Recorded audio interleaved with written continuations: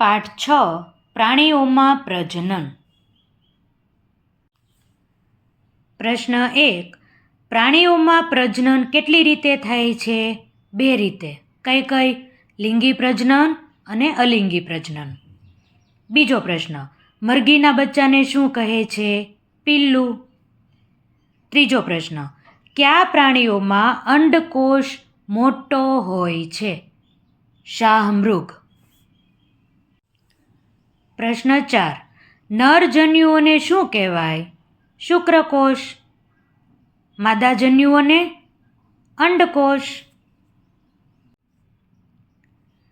પાંચમો પ્રશ્ન, જે અવસ્થા બાળકના અંગોની ઓળખ થઈ શકે તેને શું કહે છે?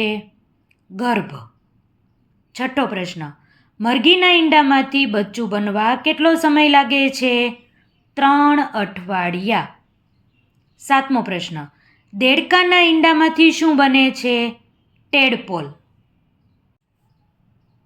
આઠમો પ્રશ્ન, કોણ અલિંગી પ્રજનન કરે છે? Hydra, amoeba. વિકલ્પ A અને B બંને કે એક પણ નહીં? હાઇડ્રા અને અમીબા બંને અલિંગી પ્રજનન કરે છે, તેથી જવાબ આવશે વિકલ્પ A અને B બંને.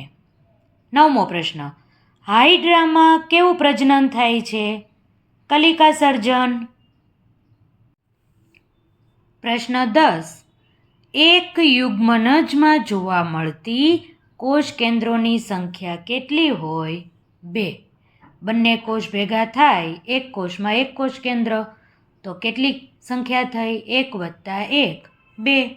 11મો પ્રશ્ન, નીચેના પૈકી કયું વિધાન સાચું નથી? માનવ શુક્રકોષ પૂંછડી ધરાવે છે, સાચી વાત છે. મનુષ્યમાં અંતઃફલન થાય છે, એ પણ સાચું છે.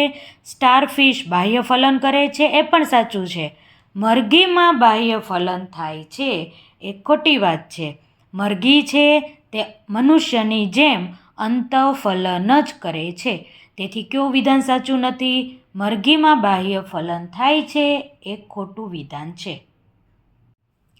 પ્રશ્ન 12. જેલી જેવું પડ દેડકાના ઈંડામાં હોય છે, તેનું કાર્ય શું છે? રક્ષણ કરવાનું.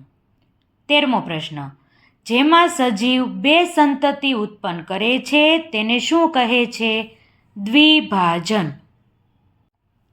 14મો પ્રશ્ન, ખાલી જગ્યા એ અંડા આવરણની અંદર વિકાસ પામ્યા કરે છે? ભ્રૂણ. 15મો પ્રશ્ન, પ્રજનનનું પહેલું ચરણમાં ખાલી જગ્યા અને અંડકોષનું જોડાણ થાય છે. પ્રજનનના પહેલા ચરણમાં શુક્રકોષ અને અંડકોષનું જોડાણ થાય છે. 16મો પ્રશ્ન, યુગ્મજનનું સતત વિભાજન થવાથી બનતી નવી રચનાનો આકાર કેવો હોય છે? ગોળ. 17મો પ્રશ્ન, કઈ ક્રિયા એ સજીવોનું અસ્તિત્વ ટકાવી રાખવામાં આવશ્યક છે? પ્રજનનની ક્રિયા. 18મો પ્રશ્ન, યુગ્મનજનું નિર્માણ થતું હોય તે પ્રજનન કયા પ્રકારનું ગણાય છે? લિંગી પ્રજનન. 19મો પ્રશ્ન, સ્ત્રીના 2 અંડપિંડ પ્રતિ માસ વારાફરતી કેટલા અંડકોષ મુક્ત કરે છે? 1. 20મો પ્રશ્ન, નીચેના પૈકી કયું પ્રાણી અંતઃફલન દર્શાવે છે? મરઘી. 21મો પ્રશ્ન, દેડકાના પ્રજનન સંદર્ભે કયો વિકલ્પ સાચો છે? બાહ્ય ફલન, બાહ્ય ગર્ભ વિકાસ, શિશુ દેડકો. 22મો પ્રશ્ન, IVF પદ્ધતિમાં શરીર બહાર ફલન કરી યુગ્મનજને કેટલા અઠવાડિયાના વિકાસ પછી સ્ત્રીના ગર્ભાશયમાં સ્થાપિત કરવામાં આવે છે? 1 અઠવાડિયા પછી. 23મો પ્રશ્ન, કાયાંતરણ દર્શાવતા પ્રાણીઓ કયા છે? દેડકો અને રેશમના કીડા આ બંને કાયાંતરણ દર્શાવતા પ્રાણીઓ છે. 24મો પ્રશ્ન, દેડકાની અવસ્થા નીચેનામાંથી કઈ નથી? ઈંડા, ટેડપોલ અને પુખ્ત દેડકા. આ બધી દેડકાની અવસ્થા છે, ગર્ભાશય છે તેની અવસ્થા નથી. તેથી જવાબ આવશે ગર્ભાશય. પ્રશ્ન 25. નર પ્રજનનમાં શુક્રવાહિનીની સંખ્યા કેટલી હોય છે? 2. 26મો પ્રશ્ન. શુક્રકોષો કોની મદદથી પાણીમાં આમ તેમ ફરે છે? પૂંછડીની મદદથી. 23મો પ્રશ્ન. ક્લોનિંગ પ્રક્રિયા વડે કૃત્રિમ રીતે શું ઉત્પન્ન કરી શકાય? સમાન કોષ, જીવંત પેશી, સંપૂર્ણ જીવન બધું જ ઉત્પન્ન કરી શકાય. તેથી જવાબ આવશે આપેલ તમામ. 28મો પ્રશ્ન. અમીબામાં દ્વિભાજન ક્રિયામાં જોવા મળતી ઘટનાનો સાચો ક્રમ કયો છે? કોષકેન્દ્ર વિભાજન, પછી કોષરસ વિભાજન અને 2 બાળ અમીબા. આ તેનો સાચો ક્રમ છે.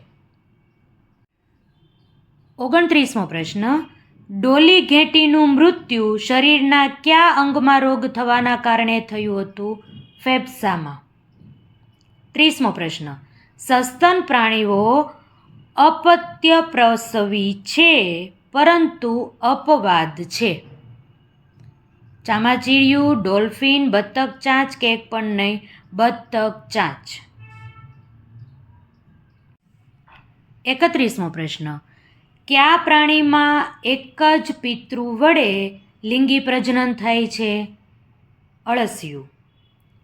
32મો પ્રશ્ન. કીટકોમાં કયું કીટક જીવિત બાળ સંતતિને જન્મ આપે છે? વંદો.